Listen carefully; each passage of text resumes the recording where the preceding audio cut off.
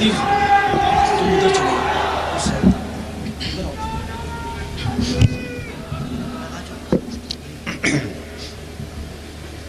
اعوذ باللہ من الشیطان الرجیم بسم اللہ الرحمن الرحیم. عزیز ساتھیو السلام علیکم. آپ کے شہر میں اس سے پہلے بھی کئی مرتبہ آنا ہوا. آنے کا مقصد کوئی سیاست نہیں ہے, کسی فرقے کی دل آزاری نہیں ہے, کوئی حکومت پر نکتہ چینی نہیں ہے. ہر شہر میں, ہر محلے میں, ہر گھر میں کچھ دل والے ہوتے ہیں, ان کو نکالنا مقصد ہے اور دل کی آواز ان کے دلوں پہ پہنچانا مقصود. حضرت علی رضی اللہ تعالیٰ فرماتے ہیں کہ تیرے اندر ایک جہان بند ہے, تجھے اس کی خبر نہیں, اور واقعی اگر تمہیں پتہ چل جائے کہ تمہارے اندر کیا ہے تو تم سب دنیا داری چھوڑ کے جنگلوں میں اللہ اللہ کے لیے چلے جاؤ. اب انسان کی ابتدا کیا ہے اور انتہا کیا ہے؟ ایک دن اللہ تعالیٰ کو خیال آیا, میں دیکھوں تو صحیح کہ میری صورت کیسی ہے. خیال آنا ہی تھا کہ سامنے عکس پڑا, وہ عکس روح بن گئی. اللہ اس پہ عاشق, وہ اللہ پہ عاشق, خود عشق, خود عاشق, خود معشوق. پھر اس روح کی تعظیم کے لیے اللہ تعالیٰ نے زمین و آسمان بنائے, حور و ملائک سجائے. حدیث شریف ہے کہ اے میرے حبیب,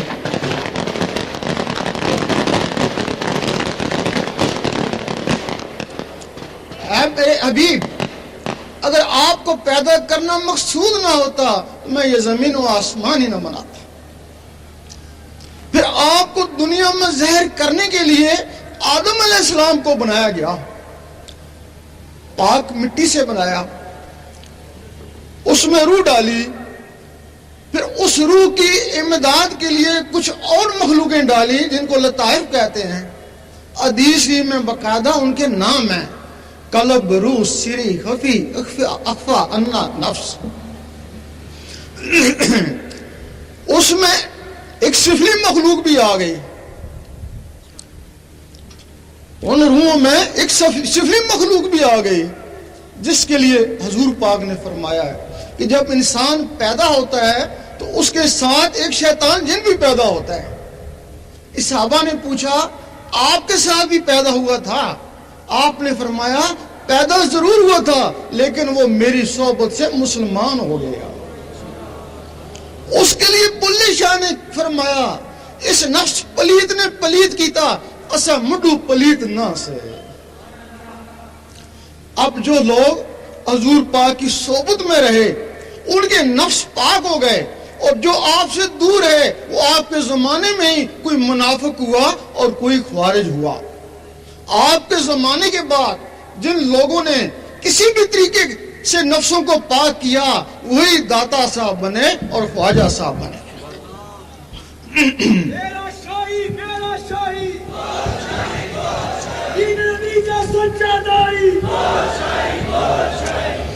اب یہ دین اور فرقے کیسے بنے؟ آدم علیہ السلام کو جو کلمہ ملا وہ لا الہ الا اللہ آدم و صفی اللہ.